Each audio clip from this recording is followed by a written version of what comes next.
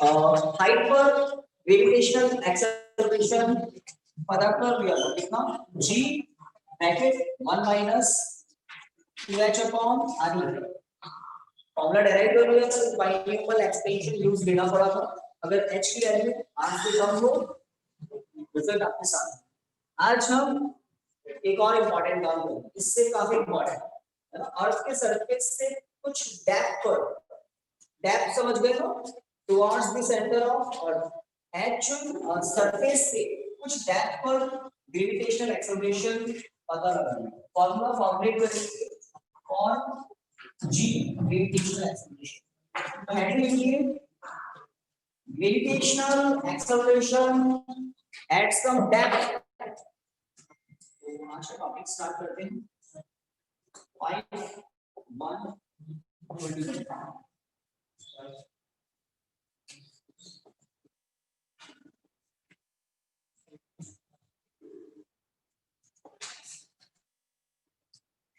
gravitational acceleration at some depth d at some depth at some depth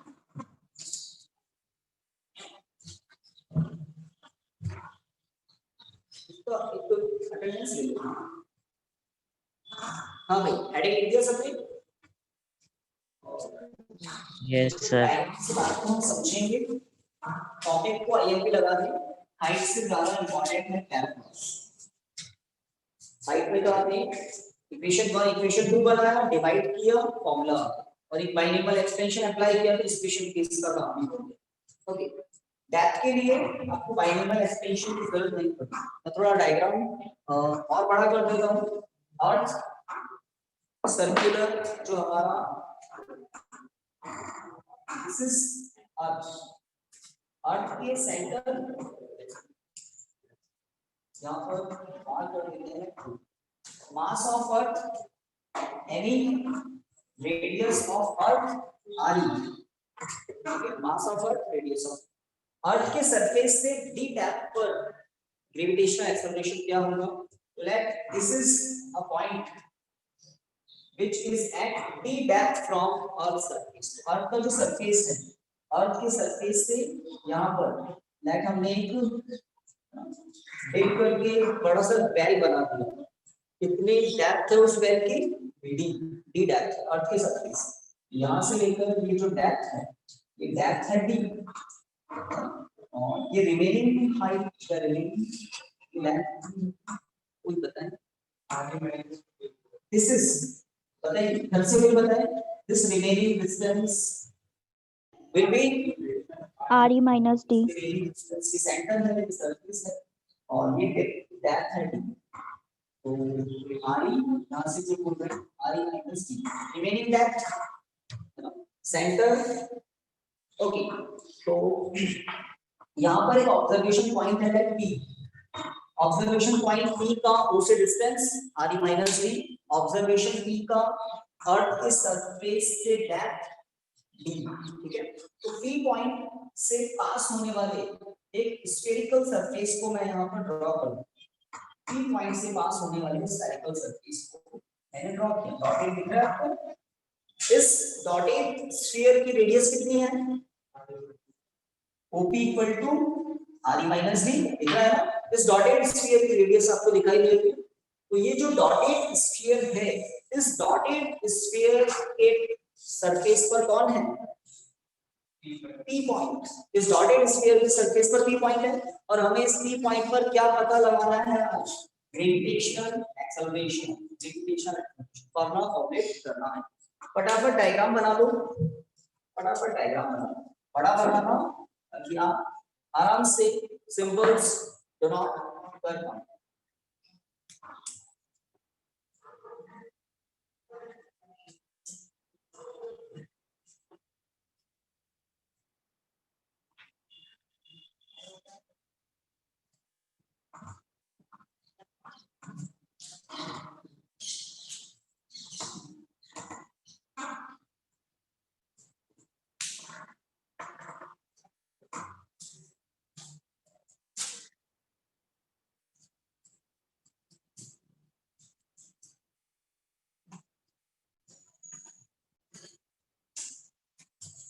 M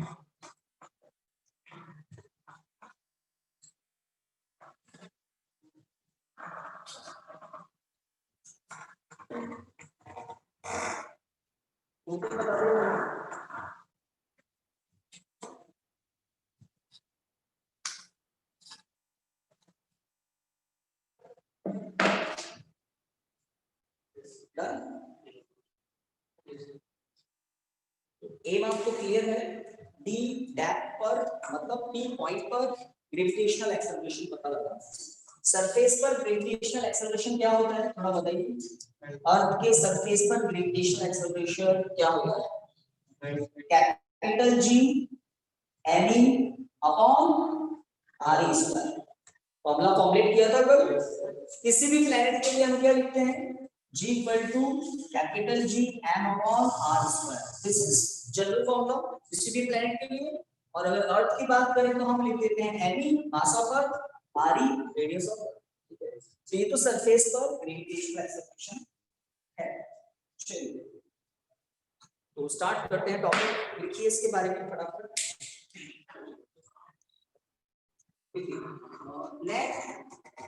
let P be let P be the point. Let P be the point at some d depth. Let P be the point at some d depth, small d, at some d depth from Earth's surface. From Earth's surface. From Earth's surface. Full stop. Okay. To find gravitational acceleration at point P. Full stop के आगे लिखिए. To find gravitational acceleration at point P. At point P. We consider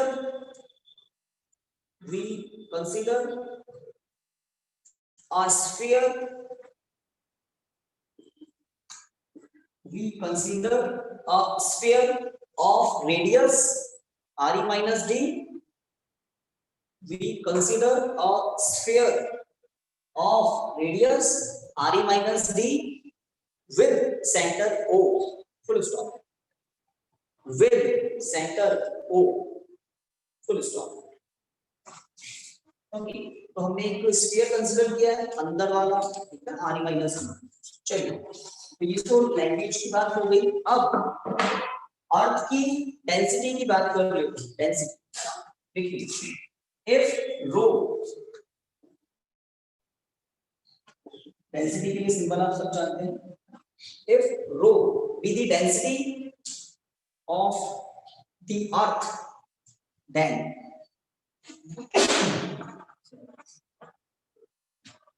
of the earth, then बताइए density का formula हम कैसे लिख सकते हैं? जब टॉपिक 50% तक आगे चला जाएगा तब आपको समझ में आएगा कि रो की जरूरत पड़ क्या है। हाँ तो रो क्या है? वापस रिपीट करना। मास of earth upon volume of earth. देखो अर्थ का वॉल्यूम 4/3 पाई आ रही है। स्फेरिकल कंसीडर किया हुआ है अर्थ को।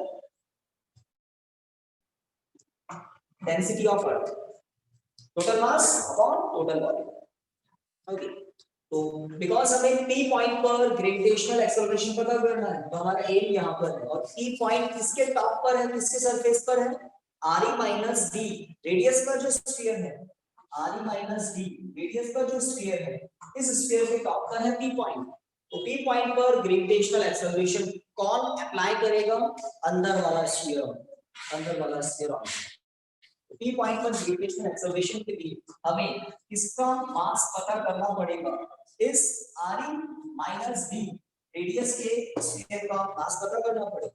Re माइनस डी रेडियस के स्फीयर का मास पता करना पड़ेगा। उसको हम m ही कंसीडर कर लेते हैं क्योंकि यहाँ पे m ही है ना।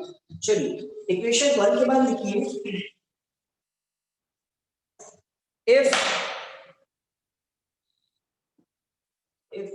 V, capital V, if V be the volume of, if V be the volume of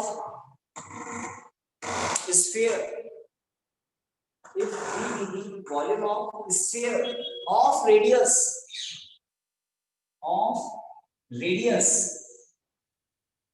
RE minus D, RE minus D, then its mass,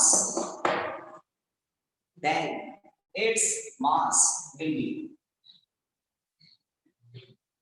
then its mass will be. तो अब आपको थोड़ा सा है ना समझने वाली बात दिमाग में क्लिक करेगी।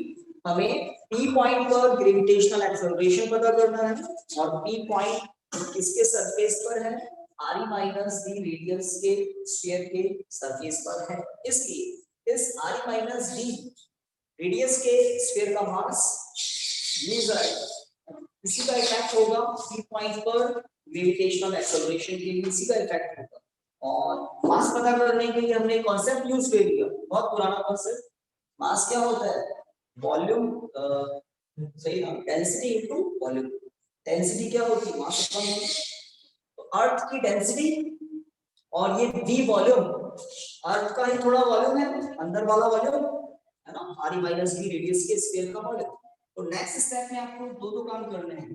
रो के प्लेस पर आप क्या लिख सकते हैं, me अपॉन 4/3 पाई RE क्यूब इनटू v के प्लेस पर क्या लिख सकते हैं, पहले बता दो फिर आप भी लिख लेना। यहाँ क्या लिख रहे हैं, v के प्लेस पर 4/3 पाई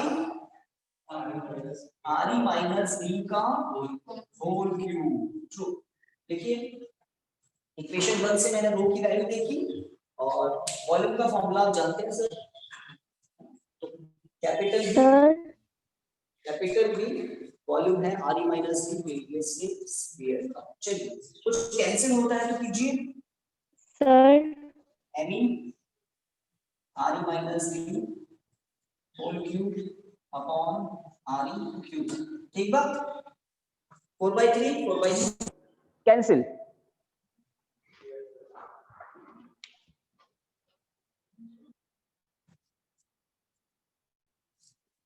फोर बाई थ्री कैसे, ठीक है। इसको इक्वेशन पुट कीजिए, इक्वेशन 2। हमने उस स्फीयर का मास पता कर लिया जिस स्फीयर के सरफेस पर P पॉइंट है। आपको याद होगा मैंने कहा था जो हम लोग अर्थ के सरफेस पर रहते हैं, हम लोगों पर ग्रेविटेशनल एक्सेलरेशन है, कहाँ है, वर्टिकली डाउन। रीजन पूरा का पूरा प्लैनेट नीचे ही तो है। तो यहाँ पर अगर कोई पर्सन चला जाए तो उस पर इसका इफेक्ट होगा, इस पोर्शन का इफेक्ट नहीं होगा, और ये जो पोर्शन है इसका इफेक्ट भी नहीं होगा। इसका इफेक्ट होगा RE माइनस D रेडियस के इंटीरियर स्फीयर का टोटल इफेक्ट होगा। रीजन उस P पॉइंट के लिए ये पूरा स्फीयर कंप्लीटली नीचे है, तो नेट इफेक्ट ग्रेविटेशनल एक्सेलरेशन का डाउनवर्ड। हाँ, ऊपर ये जो छोटा सा पोर्शन दिख रहा है ये पर्सन के लिए ऊपर है, यहाँ पर अगर कोई पर्सन चला जाए, और ये वाला जो पूरा पोर्शन है साइड थिकनेस ये नीचे है, तो ये वाला पोर्शन पर्सन पर नीचे फोर्स अप्लाई करता है और ये वाला पोर्शन ऊपर अप्लाई करता है, और नेट क्या होगा, जीरो। इन दोनों का इफेक्ट जीरो, बट किसका इफेक्ट रहता है, RE माइनस D रेडियस के अंदर वाले स्फीयर का कंप्लीट इफेक्ट डाउनवर्ड होगा। डाउनवर्ड मतलब towards the centre of earth, है ना। उस ग्रेविटेशनल एक्सेलरेशन के लिए हम फॉर्मूला फॉर्म। हाँ, आप देख रहे होंगे कि ये जो पोर्शन है ये छोटा पोर्शन है, कम है ना मास, और ये जो पोर्शन है ये बड़ा पोर्शन है, ज्यादा मास है, सही बात है। बट इस पोर्शन की P से डिस्टेंस कम है, इस पोर्शन की P से डिस्टेंस ज्यादा है। मैं किस पोर्शन की बात कर रहा हूँ, ये जो थिकनेस है यहाँ पर चारों तरफ, इस थिकनेस का P पॉइंट पर कोई इफेक्ट क्यों नहीं होगा, क्योंकि ऊपर वाला पार्ट, इस हॉरिजॉन्टल लाइन के ऊपर वाला पार्ट नेट फोर्स ऊपर अप्लाई करता है, और ये जो नीचे वाला पोर्शन है ये नेट फोर्स नीचे अप्लाई करता है। बिकॉज़ मास ज्यादा है गाइस, डिस्टेंस भी तो ज्यादा है, डिस्टेंस के स्क्वायर के इनवर्सली प्रोपोर्शन होता है। यहाँ पर अगर कोई पर्सन है तो ये नीचे वाला जितना भी मास है उतना ही नेट फोर्स अप्लाई करता है जितना ये ऊपर वाला कंपैरेटिवली कम मास अप्लाई करता है आपको। यहाँ डिस्टेंस कम है, डिस्टेंस कम है, तो समझिए इस तरह से स्फेरिकल सिमेट्री से बैलेंस होता है, स्फेरिकल सिमेट्री से बैलेंस होता है। ये पूरे के पूरे ऊपर वाले स्पेस, ऊपर वाले एक्स्ट्रा पोर्शन और नीचे वाला एक्स्ट्रा पोर्शन का कोई इफेक्ट नहीं होता है, बस किसका इफेक्ट होता है, r माइनस d रेडियस के इस पूरे स्फीयर को देखें तो ये कंप्लीटली कहां है, P पॉइंट के नीचे, बस इसी का इफेक्ट होता है। इसलिए हमने किसका मास अभी तक कैलकुलेट कर दिया, interior sphere r minus d radius के इंटीरियर स्फीयर का मास पता कर दिया। अब जो आपके फॉर्मूलाज होते हैं, राइट, g इक्वल टू क्या होता है, g capital G me upon r square. जो स्मॉल r मैंने लिखा है, ये स्मॉल r क्या होता है, प्लेनेट के सेंटर से सरफेस तक का डिस्टेंस। तो यहाँ r माइनस d का ये इंटीरियर स्फीयर है और P पॉइंट हमें दिख रहा है उस इंटीरियर स्फीयर के सरफेस पर है। इक्वेशन नंबर 2 के बाद लिखिए। तो ये जो डिस्कशन मैंने किया ये इसीलिए किया ताकि आपके दिमाग में एक बात फिट हो जाए कि हमने ये जो कैपिटल एम कैलकुलेट किया है ये किसका मास है, r माइनस d रेडियस के अंदर वाले स्फीयर का है। और क्यों किया, क्योंकि P पॉइंट उसके सरफेस पर है, तो बस इस मास का इफेक्ट होगा P पॉइंट पर ग्रेविटेशनल एक्सेलरेशन। ओके, नेक्स्ट इसके नीचे लिखिए, इफ g, अब आप देख लेना कौन सा g, if g और सबस्क्रिप्ट में small d, if g be the gravitational acceleration at point P, if gd be the gravitational acceleration at point P, then it can be written as,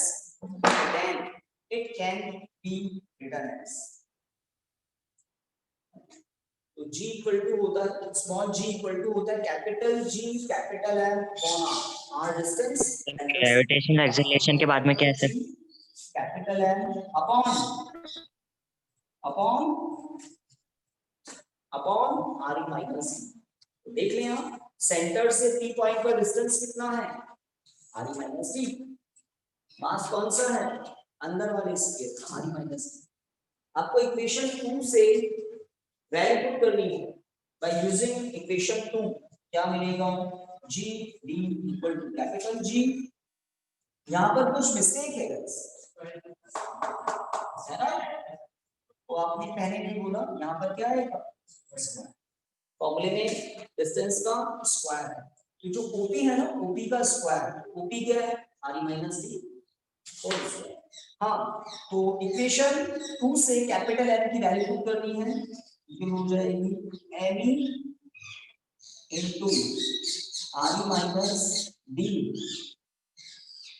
whole cube upon re cube into r minus d whole square. कुछ remaining तो नहीं है, देखो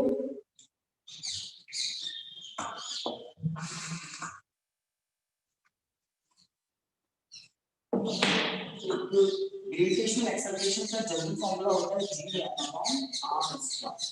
तो ये r का square होता है, तो OP क्या है, r माइनस। कैपिटल M का फॉर्मूला पुट कर दिया आपने, देखिए सही है सब कुछ कैंसिल हो रहा है। r माइनस d का होल स्क्वायर नीचे है, r माइनस d का होल क्यूब ऊपर है, तो क्या आएगा, यहां कर देते g d equal to capital G capital N r minus d upon r। देखिए किसी का मोबाइल हो पास आरी क्यूब ले लीजिए आरी। हाँ भाई, यहाँ तक हो गया सबका, डन। इक्वेशन 3 इसको आप पुट कर दो equation 3 equation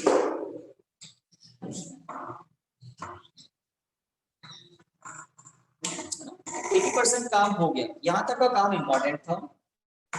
this is density of earth RE minus D, radius के लिए मास पता किया इक्वेशन 2, और इस मास को यूज किया क्या पता करने के लिए, P पॉइंट पर ग्रेविटेशनल एक्सेलरेशन पता करना। तो P का सेंटर से डिस्टेंस OP कितना है, RE माइनस डी इसका स्क्वायर, कैपिटल M की वैल्यू पुट की और इक्वेशन 3 पर पहुंच गए। आपसे पूछूं मैं यहाँ पर अर्थ के सरफेस पर ग्रेविटेशनल एक्सेलरेशन क्या होगा, तो क्या होगा आपको अच्छे से पता है, G me upon r square, तो यही होगा gravitational acceleration at the surface of earth, equation 4, gravitational acceleration at the surface of earth,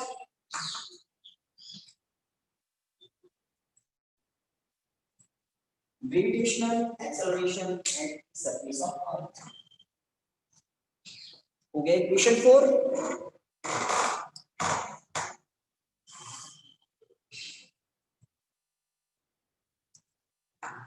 हमने ये फॉर्मूला कल डेराइव किया था, gravitational acceleration general formula G equal to small g equal to capital G capital M और r capital R। ये अर्थ के लिए वही फॉर्मूला है। अब हमें इक्वेशन 3 को डिवाइड करना है 4 से, ऑन डिवाइडिंग इक्वेशन 3 बाय 4 तो क्या होगा, G D upon G equal to capital G capital M RE minus D upon RE cube upon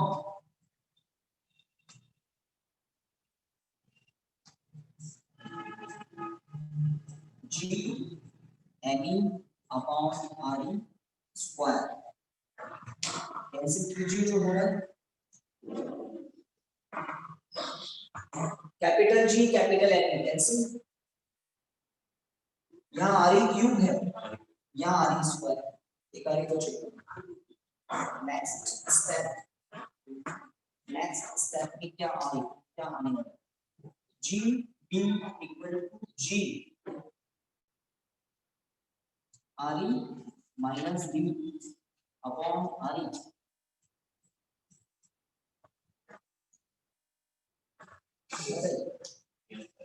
cross multiply कर सकता हूँ इस G को, और यहाँ से क्या दिख रहा है मुझे, ओनली RE माइनस D दिख रहा है, डिनोमिनेटर में क्या पहुंच जाएगा RE, ये RE क्यूब है या RE स्क्वायर है, अब मैं इस RE से डिवाइड करूंगा तो RE upon RE D upon RE रह जाएगा। तो नेक्स्ट स्टेप में अब आपको लिखना है यहाँ पर G D equal to G bracket 1 minus D upon RE। इस पर आप स्टार लगाएं, ये एक यूजफुल मेथड है। G D equal to G bracket 1 minus D upon RE। इस फॉर्मूले से जैसे कल पूछ रहा था कि जैसे जैसे हाइट इंक्रीज हो रही है G पर क्या इफेक्ट आ रहा है, तो रिड्यूस हो रहा है, नेगेटिव था, यहाँ पर भी है। जैसे जैसे डेप्थ इंक्रीज होगी ग्रेविटेशनल एक्सेलरेशन रिड्यूस होता जाएगा, सही बात। अगर आप है ना डिग करते करते करते कहां पहुंच जाए, अर्थ के सेंटर पर, है ना, कई साल लग जाएंगे डिग करते करते सेंटर पर पहुंचे, तो एग्जैक्टली अर्थ के सेंटर पर ग्रेविटेशनल एक्सेलरेशन क्या होगा, कितना होगा, अर्थ के सेंटर पर ग्रेविटेशनल एक्सेलरेशन क्या होगा, 0, सेंटर पर 0 होगा। फॉर्मूले से पता लग रहा है, क्योंकि अगर आप सेंटर तक पहुंच गए तो इसका मतलब आप कितना डेप्थ पर पहुंच गए, D इक्वल टू R, आप यहां से यहां तक पहुंच गए, आप कितना डेप्थ पर पहुंच गए RE, तो D के बेस पर जैसे RE पुट करोगे 1 माइनस 1 0, अर्थ के सेंटर पर ग्रेविटेशनल एक्सेलरेशन क्या होगा 0, वहां वेटलेस फील करो। आज तक कोई पहुंच नहीं पाया है, पहुंच सकता भी नहीं, हाई टेम्परेचर कहते हैं अर्थ पर जो सेंट्रल कोर में, तो बट हम फिजिक्स के कॉन्सेप्ट से बिल्कुल 100% कह सकते हैं कि अर्थ के सेंटर पर ग्रेविटेशनल एक्सेलरेशन क्या होगा, 0 होगा। हाँ, और जैसे जैसे डेप्थ इंक्रीज होती है जी रिड्यूस होता रहता है, हाइट इंक्रीज होती है तो भी जी रिड्यूस होता है ना। तो जी मैक्सिमम कहाँ होता है, हाइट के अकॉर्डिंग जी रिड्यूस होता रहता है, डेप्थ के अकॉर्डिंग भी जी रिड्यूस होता रहता है, जी मैक्सिमम होता है सरफेस पर। तो एक इंपॉर्टेंट बात पता लग गई, the maximum value of gravitational acceleration,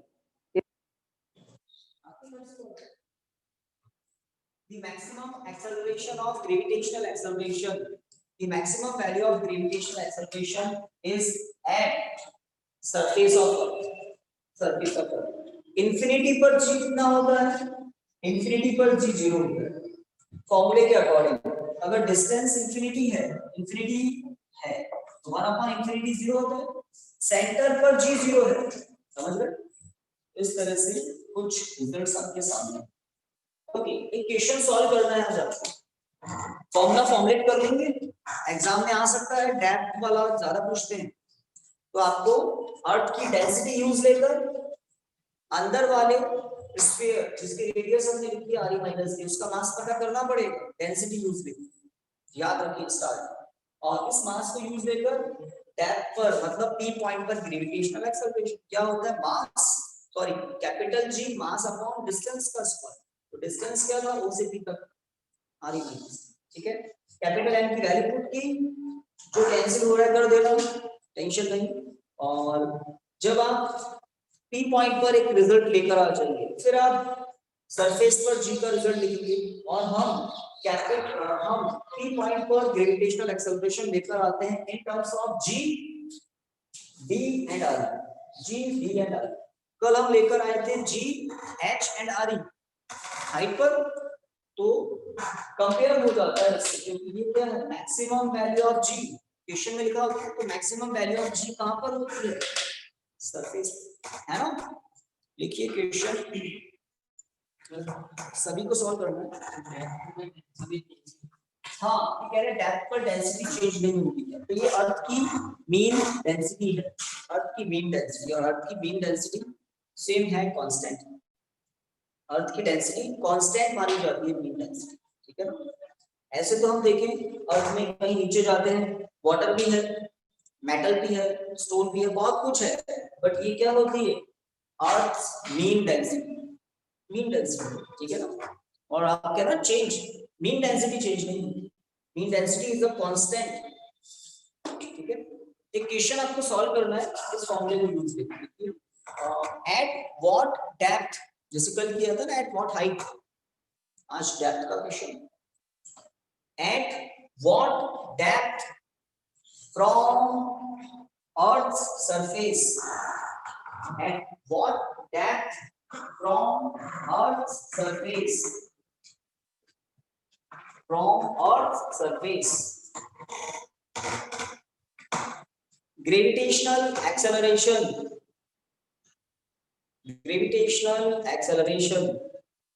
reduced to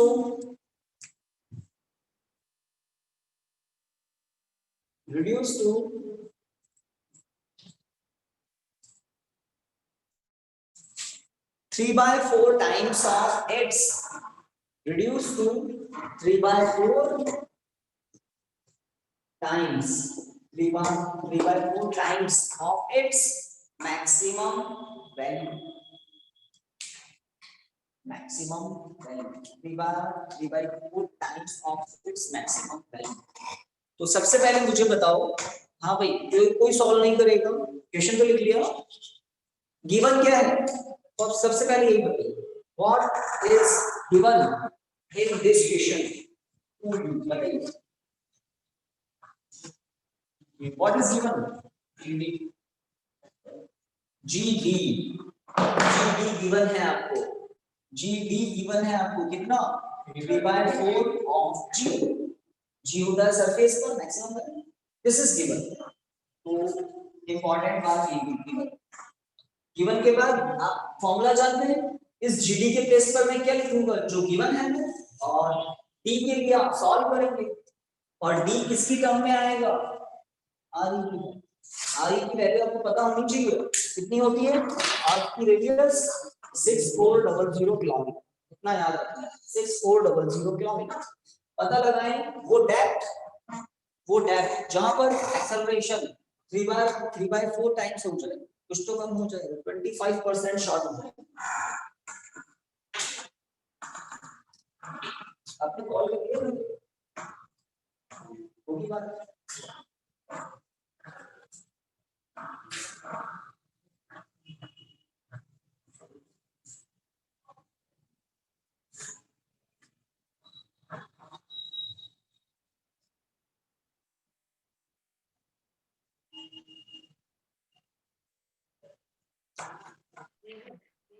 sir R E की वैल्यू क्या होती है सर?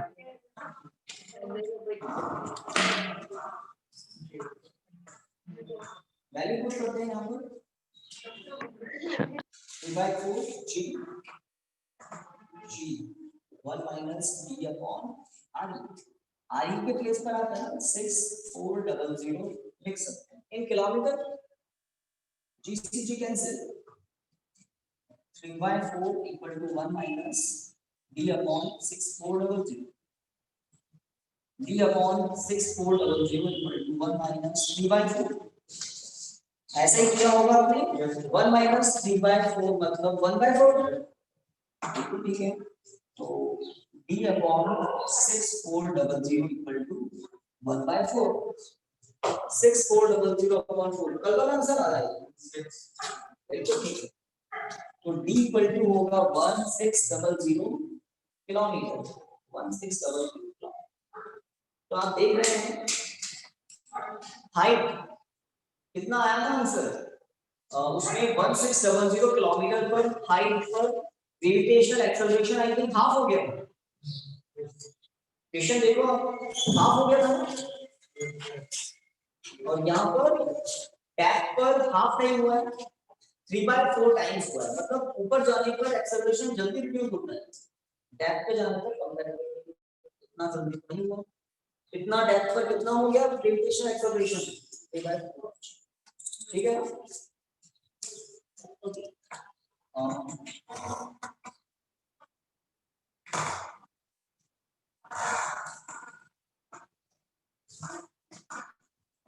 एक और सॉल्व करके बताइए।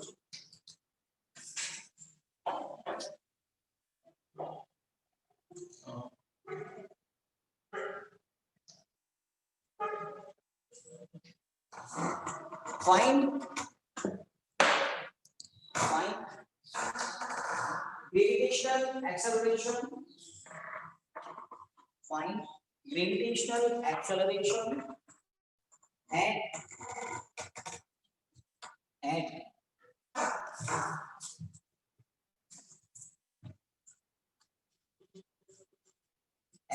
depth of 4800 kilometers. Find gravitational acceleration at depth 4800 kilometers. इस डेप्थ पर ग्रेविटेशनल एक्सेलरेशन कितना होगा, स्मॉल g की वैल्यू आपको यूज देनी है 9.8 मीटर पर सेकंड। तो 4800 किलोमीटर डेप्थ पर ग्रेविटेशनल एक्सेलरेशन कितना होगा, इसका लगा फॉर्मूला यूज लो, आर की वैल्यू 6400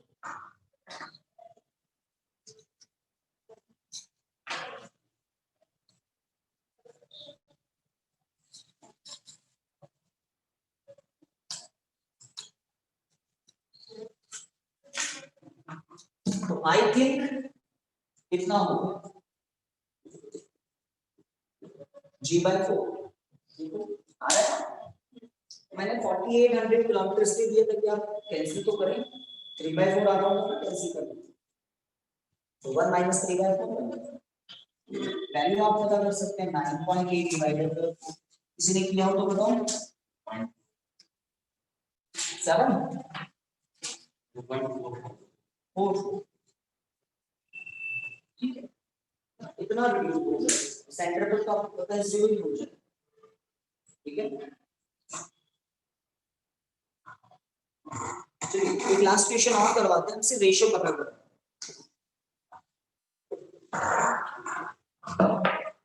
क्वेश्चन में आप इसको नोट डाउन कीजिए।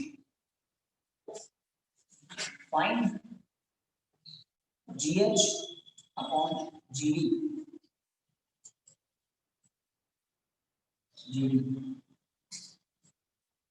where H equal to RE by 2 and D equal to RE by 2। समझ रहे बात को? H equal to RE by 2, D equal to RE by 2। Find the ratio GH upon GD। तो अर्थ के सरफेस से RE by 2, यहाँ मुझे R लिखना है। अर्थ के सरफेस से RE by 2 हाइट पर GH ग्रेविटेशनल एक्सेलरेशन, अर्थ के सरफेस से RE by 2 डेप्थ पर GD ग्रेविटेशनल एक्सेलरेशन है। इसका रेशो क्या होगा? तो ऐसे क्वेश्चन जब आते हैं तो दोनों फॉर्मूला आपके चेक हो जाते हैं। अब मैं GH का फॉर्मूला बता दूं, अगर कुछ बच्चे असाइन थे तो GH मतलब अर्थ के सरफेस पर हाइट पर ग्रेविटेशनल एक्सेलरेशन क्या होता है। तो आपको ये फॉर्मूला यूज लेना होगा। GH equal to G bracket 1 minus 2H upon, है ना?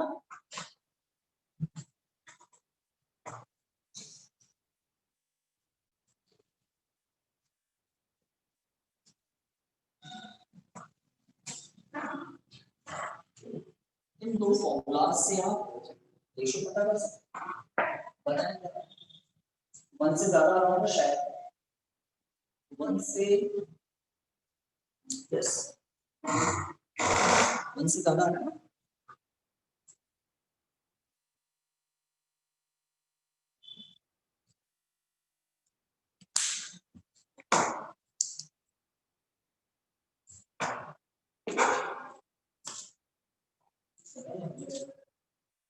घर से किसी निकल गया हो तो बता सकते हैं रेशियो क्या आ रहा है।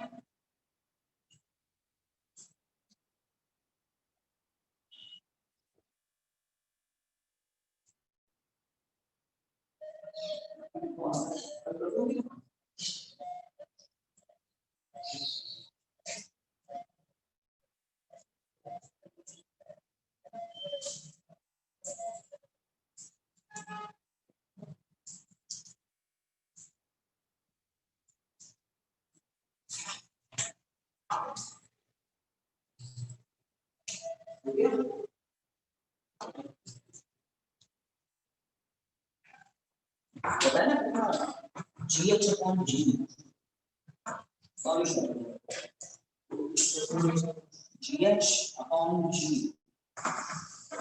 2:1 हो सकता है। तो फॉर्मूले में वैल्यू पुट करें तो यहाँ पर पहले 1 minus 2H upon RE लिखना होगा और यहाँ पर 1 minus D upon RE। समझ गया ना? G से G कैंसिल, रेशियो लिखने का। अब आपको H की वैल्यू कितनी बताइए? RE by 2, RE by 2। तो आप देखेंगे तो पूरा कैंसिल, 1 minus 1 0। तो फिर कैसे होगा? 0 आ रहा है नीचे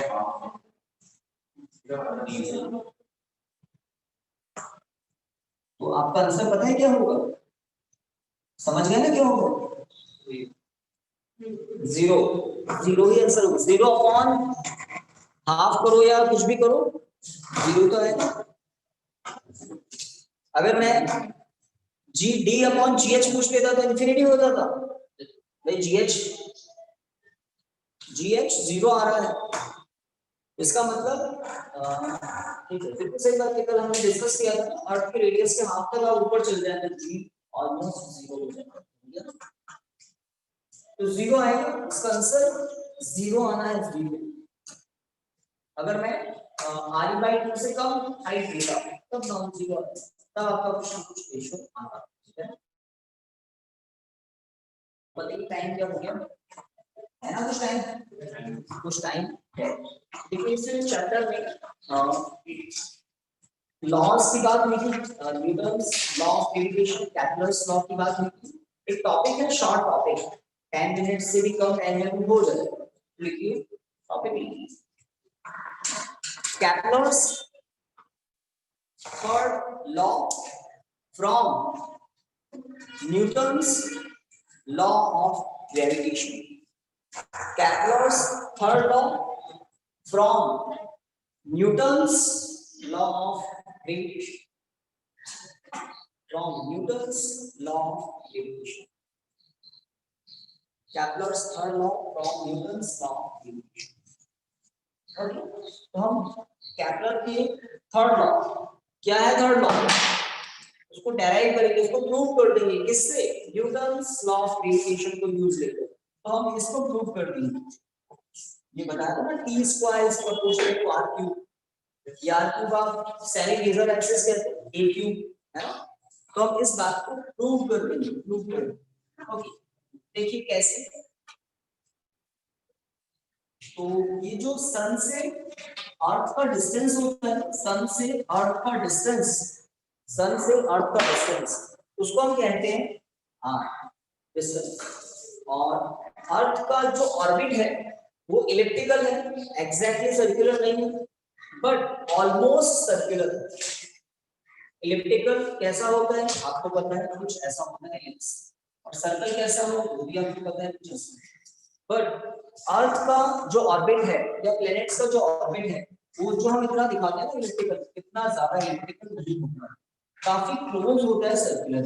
तब जाकर हम एक और बात कांसेप्ट यूज लेते हैं कि जो ए है ना, ये ए नियरली इक्वल टू आर होता है। इस आर को हम क्या कहते हैं, प्लेनेट का सन से मीन डिस्टेंस, प्लेनेट का सन से मीन डिस्टेंस, आर बदलेगा ना, सन इलिप्स के फोकस पर है, प्लेनेट यहाँ पर है तो आर ज्यादा है, सही बात, आर ज्यादा है, और प्लेनेट अगर इस पोजीशन पर आ जाए, इस पोजीशन पर आर कम है, तो इस आर को हम कहते हैं mean distance between planet and sun, mean distance between planet and sun। अब एक और बात, let ms be the mass of sun and b be the mass of planet, r is the mean distance, then what is the gravitational force between planet and sun, according to Newton gravitational force क्या होगा, G m1 m2 upon r square, तो G होगा G m1 m2 upon r square, m1 कौन है, mass of sun, m2 कौन है, mass of planet, और r क्या है, मीन डिस्टेंस, किसी इंस्टेंट पर r डिस्टेंस, ठीक है। और हम इस फॉर्मूले को यूज लेकर कहां तक पहुंच जाएंगे, Kepler's third law of planetary motion, Kepler's third law. तो स्टार्ट करते हैं, ये काम करता हूँ मैं, थोड़ा आपको बता देता हूँ, एक बार का आपको यहाँ पर कंप्लीट बता देता हूँ कैसे होगा, फिर हम देखते हैं कितना करना। तो देखिए बात को समझिए, लेट दिस इज प्लैनेट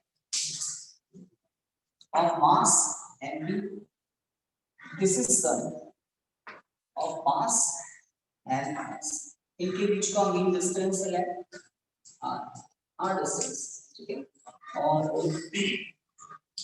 अगर फोर्स की बात करें तो फोर्स क्या होगा, g ms mv upon r square, सही बात, फोर्स ये ट्रू, फोर्स यही होगा। ओके, जब कोई प्लैनेट सर्कमफेरेंस करता है, पता है, तो प्लैनेट पर ग्रेविटेशनल फोर्स किस डायरेक्शन में होता है, टुवर्ड्स द सेंटर, और ये F क्या प्रोवाइड करता है, centripetal force for orbital motion, orbital motion के लिए ये ग्रेविटेशनल फोर्स क्या प्रोवाइड करता है, necessary centripetal force, necessary centripetal force, है ना। तो सेंट्रीपिटल फोर्स का फॉर्मूला क्या होता है, सेंट्रीपिटल फोर्स होता है mv² upon r, mv² upon r।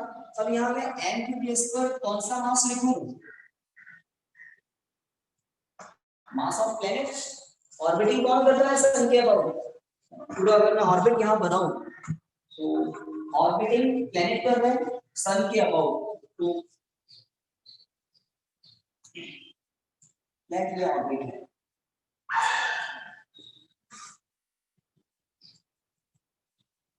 This is orbit, तो सन के अबाउट प्लेनेट ऑर्बिटिंग कर रहे हैं, किसी इंस्टेंट पर इसकी स्पीड है v स्पीड है ऑर्बिट, और v स्पीड से प्लेनेट रिवॉल्व कर रहा है v स्क्वायर। तो यहाँ mass of planet v square upon r, r क्या है किसी इंस्टेंट पर दोनों के बीच का सेपरेशन, सन के सेंटर प्लेनेट के सेंटर के बीच का सेपरेशन।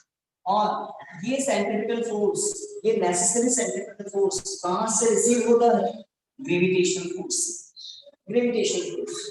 अगर हम वैल्यू पुट करें तो हमें स्पीड का रिजल्ट मिलेगा, mp v square r equal to g ms mp upon r square. ठीक है, v का फॉर्मूला क्या होगा, देखिए v का फॉर्मूला एक आर कैंसिल 7 mp कैंसिल, ठीक है। v का रिजल्ट क्या होगा, तो v का रिजल्ट होगा, पहले v स्क्वायर देखते हैं, तो g ms अपॉन r, ठीक कह रहा हूं, g ms upon r, v square तो यही है, और v क्या हो जाएगा under root g ms upon एक बार बिल्कुल ठीक है, सही है ना। ये तो v का फॉर्मूला है। अगर कोई प्लेनेट सन के अबाउट रिवॉल्व कर रहा है तो r रेडियस के ऑर्बिट में अगर वो रिवॉल्व कर रहा है और स्पीड अगर v है तो v क्या होगा, ये आपके सामने। अब एक और बात, सबसे लास्ट बात, कैपिटल T क्या होता है, टाइम पीरियड ऑफ रिवॉल्यूशन क्या होता है। तो अगर r डिस्टेंस को मीन रेडियस मान लूं मैं, मीन रेडियस, रेडियस किसकी होती है, सर्कुलर ऑर्बिट की, तो विदाउट ऑर्बिट को सर्कल इमेजिन किए आप सॉल्व कर नहीं सकते।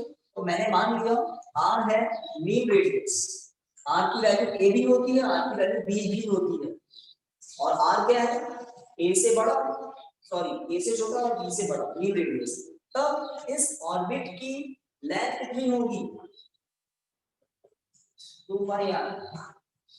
जब इस ऑर्बिट को हम कैसा मान लेते हैं, सर्कुलर, और ये मीन रेडियस है, तो t क्या होता है, आई थिंक t होता है डिस्टेंस अपॉन स्पीड, टाइम क्या होता है, डिस्टेंस अपॉन स्पीड, और कैपिटल T क्या होता है, एक कंप्लीट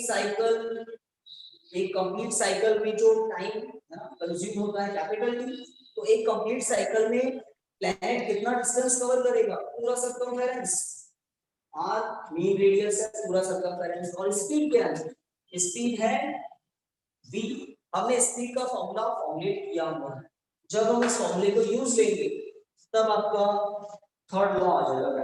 कैसे देखते हैं, तो जैसे हम capital T equal to 2 pi r upon में क्या लिखते हैं, under root ms upon r। देखिए अंडर रूट में कैपिटल G है क्या, capital G ms upon r, दोनों तरफ स्क्वायर कर दें, स्क्वायर करना पड़ेगा क्योंकि कैपिटल का जो थर्ड लॉ है वो क्या है, t square is proportional to aq, और हमने r लिया है मीन रेडियस, तो आपको a नहीं दिखाई देगा, आपको तो r ही दिखाई देगा, but t square is proportional to r को दिखाई देगा, उसको देखकर हमें पता लग जाता है यस ये कैपलर्स लॉ के कुछ थर्ड लॉ जैसा ही है। ओके, यहां पर अगर मैं स्क्वायर करूं तो t square equal to 4 pi square r square upon g ms upon r, तो सही लिखा मैंने, स्क्वायर किया है दोनों तरफ, ये है स्क्वायर, ये डिनोमिनेटर का डिनोमिनेटर कहां आ जाएगा, न्यूमरेटर में, r स्क्वायर इनटू r क्या हो जाएगा, r क्यूब हो जाएगा। इस r क्यूब को छोड़कर सब कुछ कांस्टेंट है, सन के अबाउट जितने भी प्लेनेट रिवॉल्व कर रहे हैं उन सभी प्लेनेट्स के लिए 4 pi square gms, 4 pi square gms सब फिक्स। हर प्लेनेट के लिए डिफरेंट क्या है, सन से उसका मीन डिस्टेंस, सन से प्लेनेट का मीन डिस्टेंस, और जिस प्लेनेट के लिए r ज्यादा है उसका t भी ज्यादा ही होगा।